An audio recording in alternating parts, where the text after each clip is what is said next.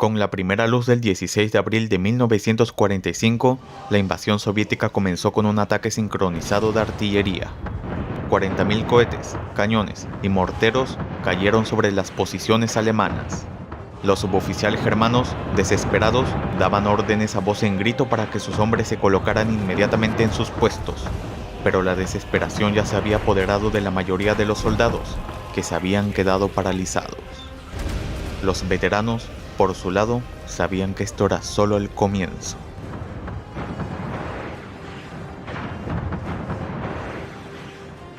Con el ejército soviético avanzando despiadadamente sobre suelo alemán, la victoria que antaño se veía asegurada ahora no era más que una ilusión.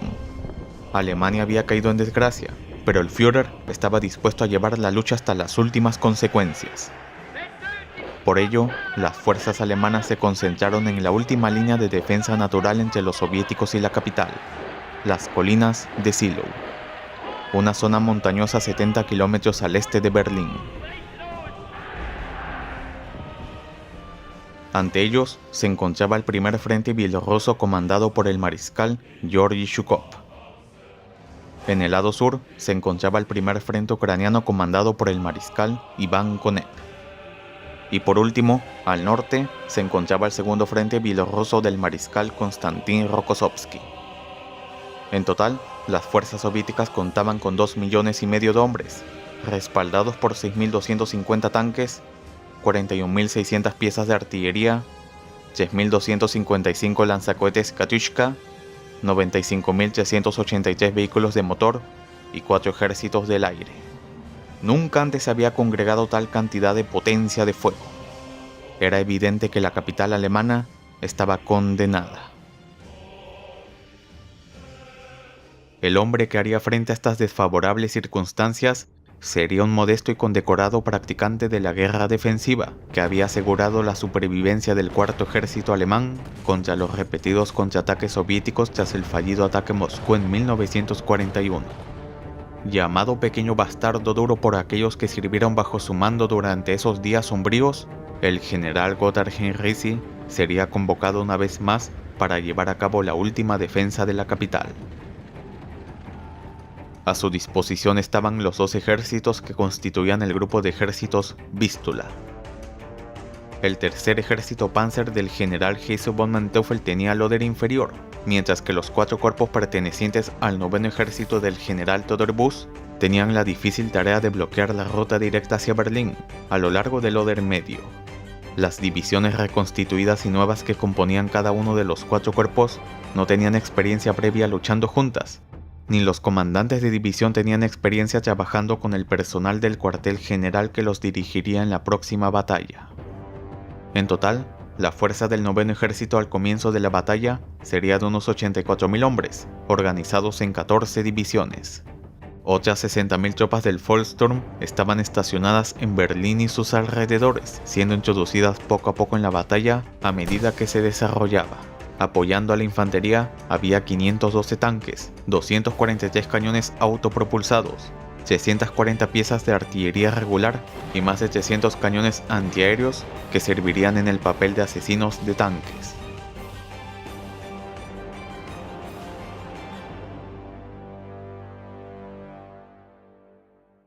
Para asegurarse de que el 9º ejército pudiera evitar un avance blindado similar al que tuvo lugar durante la desastrosa retirada a través de Polonia, Heinrici ideó una compleja estrategia de defensa en profundidad, para la que recibió la aprobación de Hitler. La idea era edificar 3 posiciones defensivas que contendrían a su vez varias líneas que ofrecerían protección y puntos de reunión para retirarse y contraatacar. La primera posición, que se extendía desde el borde delantero del campo de batalla, contenía minas, trincheras y zanjas antitanque, siendo conocida como Hardenbergstellung. La segunda posición, que era la más fuertemente fortificada de las 3, contenía más trincheras, emplazamientos de artillería en pendientes inversas y puntos fuertes entrelazados. Esta posición sería conocida como Steinstellung. La tercera y última posición contenía más obstáculos antitanque, ya que su objetivo principal era inmovilizar a los blindados enemigos para hacerlos presa fácil de los tan temidos lanzacohetes Panzerfaust. Esta última posición defensiva sería conocida como Wotanstellung. Para asegurarse de que la mayoría de las unidades de vanguardia sobreviviesen al ataque de artillería, que generalmente precedía a un gran ataque soviético, Heinrici planeó retirar a los hombres de las posiciones de avanzada la noche anterior al ataque, y hacer que esperaran a casi 10 kilómetros detrás de la línea del frente. Con esto, finalizaban sus preparativos para la inminente batalla. Ahora, solo tocaba esperar.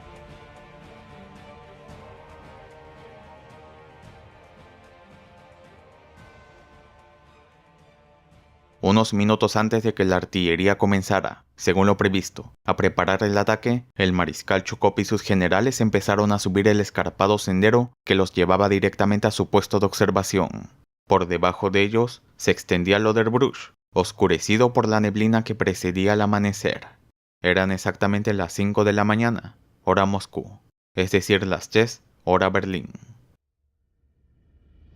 De pronto, toda la zona se iluminó por la acción de miles y miles de cañones, morteros y de los legendarios Katyushka. En todo lo que llevaba el conflicto, jamás se había visto un bombardeo tan intenso.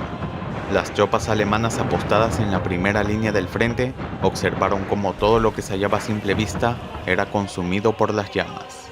Los que se hallaban atrapados en las trincheras que sirvieron de blanco para la artillería solo pudieron emplear palabras tales como infierno o terremoto.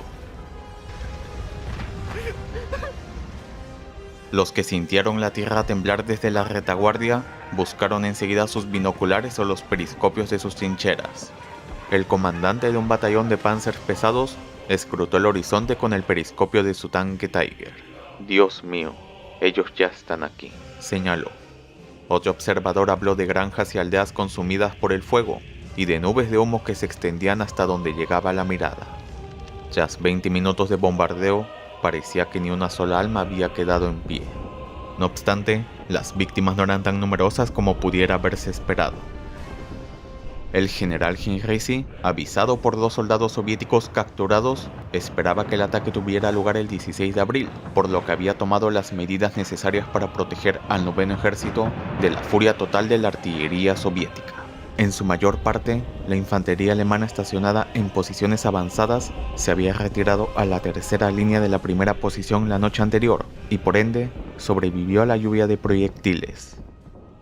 Los alemanes habían logrado engañar por completo al mariscal Chukov, que creyendo ingenuamente que sus enemigos habían sido completamente aniquilados, dio la orden de iniciar el ataque general. Acto seguido, miles de bengalas de todos los colores surcaron el aire. Era la señal convenida para que entrasen en acción 143 gigantescos reflectores que se encendieron para iluminar todo el horizonte como si fuese de día.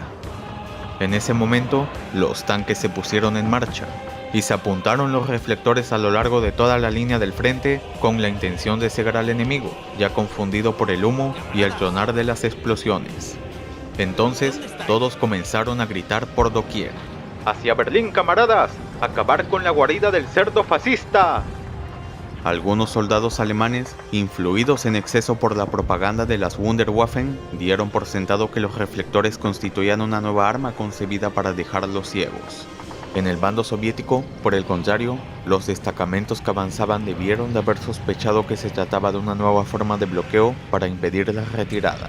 El capitán Suljanishvili, del tercer ejército de choque, observó que la luz resultaba tan cegadora que hacía imposible el darse la vuelta, y no permitía más movimiento que el de seguir adelante.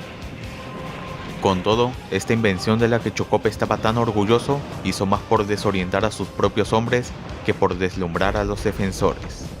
Los comandantes de las tropas de vanguardia, desesperados, hicieron correr hacia atrás la orden de que apagasen los reflectores, pero no tardó en llegar a una contraorden para que volviesen a encenderse, lo que no hizo sino ir en detrimento de la visión de los soldados. Aún así, la falta de resistencia animaba a las tropas. Los bisoños reclutas alemanes y los que se hallaban en periodo de instrucción habían sido presa del pánico ante el bombardeo y los reflectores. Solo los más experimentados se hallaban en condiciones de abrir fuego, aunque igualmente tenían problemas para identificar cualquier objetivo en la mezcla impenetrable de bruma, humo y polvo que flotaba en el aire a consecuencia del impacto de los proyectiles. Los defensores podían oír a los rusos llamándose a medida que avanzaban, pero les resultaba imposible verlos. también lograron percibir en la distancia los motores de los tanques soviéticos que se esforzaban por avanzar. Aún las anchas orugas de los T-34 tenían problemas con el lodo de la llanura aluvial anegada. Los supervivientes de las unidades de vanguardia que habían abandonado sus armas huían en dirección a la segunda línea defensiva gritando: ¡Que viene Iván, camaradas! ¡Replegaos a la segunda línea! ¡Vamos, vamos! De cualquier manera, el avance soviético de aquella mañana había sido muy lento. Chukov, situado en su puesto de observación, comenzaba a perder la paciencia y no hacía otra cosa que blasfemar y amenazar a los comandantes con degradarlos, discutiendo frecuentemente con el general Vasily Chuikov a causa del atasco que sufría su octavo ejército de la Guardia. Mediado el día, el mariscal Chukov, cada vez más desesperado, temeroso sin duda ante la perspectiva de la próxima conversación radiotelefónica que mantendría con Stalin, decidió cambiar el plan de la operación. En un principio, los ejércitos blindados no debían avanzar hasta que la infantería hubiese roto la línea defensiva alemana y llegado a las cumbres de Silo. Sin embargo, Chukov determinó que no podían esperar. El general Chuikov, furioso, intentó apelar ante esta decisión, pues preveía el caos que se produciría ante tan repentino cambio, pero su orgulloso mariscal no tenía intención alguna de ceder. A las 3 de la tarde, Chukov telefonó a Stalin para informarle de la situación. Así que has subestimado al enemigo en el eje berlinés. Pensaba que a estas alturas estarías en las inmediaciones de la capital, y aún no habéis pasado de las cumbres de Silo. Hay que reconocer que Conepa ha empezado con mayor éxito. La noticia del éxito de su rival fue una píldora amarga de tragar para Chukov, que ansioso por aniquilar de una vez por todas a sus tan persistentes enemigos, lanzó sus reservas blindadas. Pero para su desgracia, y tal como había predicho el general Chuikov, se impuso el caos en la zona. Los vehículos blindados se apiñaban por miles en la cabeza de puente, y organizar las distintas formaciones y unidades se convirtió en una verdadera pesadilla para los encargados de dirigir el tráfico. No sería hasta la última hora de la tarde cuando los soviéticos lograron despejar las posiciones de avanzada alemanas y llegar hasta las afueras de Silo, pero no sin perder hasta 50 tanques ante los temibles Panthers y Tigers. Los combates fueron particularmente intensos en el flanco derecho alemán, donde la división Doberitz retrocedió ante los tenaces ataques soviéticos. Inseguro de que sus hombres pudieran mantener la línea, el comandante de la división, el coronel Hans Wolfmann Schneemann, solicitó ayuda de la reserva del 11º Cuerpo.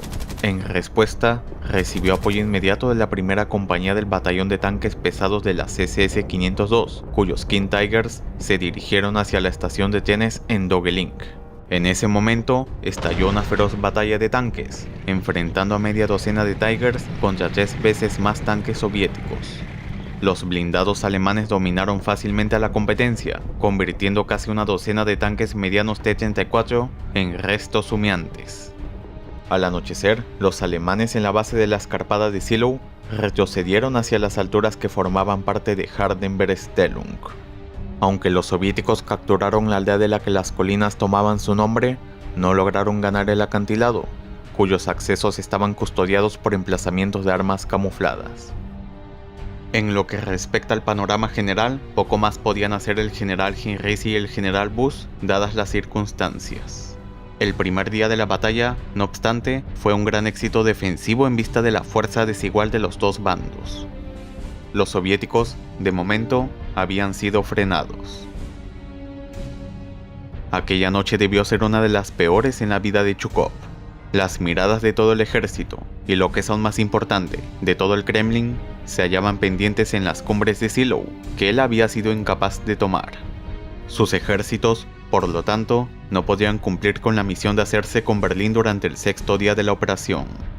Uno de los regimientos de fusileros del general Chuikov había alcanzado las afueras de la aldea de Silo, y algunos de los tanques del general Katolov se hallaban casi en la cima en determinado punto.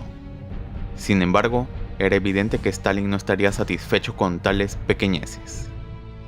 El dirigente soviético, que había dado la impresión de estar bastante tranquilo durante la conversación que había mantenido con Chukov aquella tarde, montó en cólera cuando éste le informó, poco antes de medianoche, de que aún no habían ocupado las colinas de Silo. Stalin lo responsabilizó de aquel fracaso, puesto que había modificado el plan original. ¿Estás seguro que podrás capturar mañana la línea de Silo? Preguntó Stalin. Mañana, 17 de abril, antes de que acabe el día, habremos roto la defensa de las cumbres de Silo. Estoy convencido de que cuanto mayor sea el número de tropas que envíe el enemigo para defenderlas, más fácil será para nosotros tomar Berlín. Es mucho más fácil aniquilar un ejército enemigo en campo abierto que en una ciudad fortificada, contestó Chukov, haciendo lo imposible por mantener la calma. Stalin, quien no parecía muy convencido, intentó animar el espíritu de lucha de su tan prometedor mariscal. Estamos pensando en ordenar al mariscal Konev a que envíe a los ejércitos de Rybalko y Leliuchenko hacia Berlín desde el sur, y a Rokossovski a que se dé más prisa en cruzar para poder atacar desde el norte. Así que es mejor que se apresure, Chukov. Hasta luego. No hubo de pasar mucho tiempo para que el general Malinin, jefe de Estado Mayor de Chukov, descubriese que Stalin había pedido ya a Konev a que enviase a sus ejércitos blindados contra el flanco meridional de Berlín. Bueno gente, espero que les haya gustado esta primera parte del video de la batalla de las colinas de Silo. He de admitir que este video ha demorado muchísimo más de lo que tenía pensado, dado a ciertos problemillas, pero espero que la espera haya valido la pena. Dejando eso de lado, si les interesa saber más sobre esta batalla, les recomiendo encarecidamente este libro de Anthony Beevor, que por cierto he tomado bastante inspiración de este libro para hacer este video. Pero en fin, desde aquí les mando un saludo a todos, en especial para mi hermano Juan, para mi amigo Sergio y para mi amigo Frank. Un saludo y nos vemos en el frente.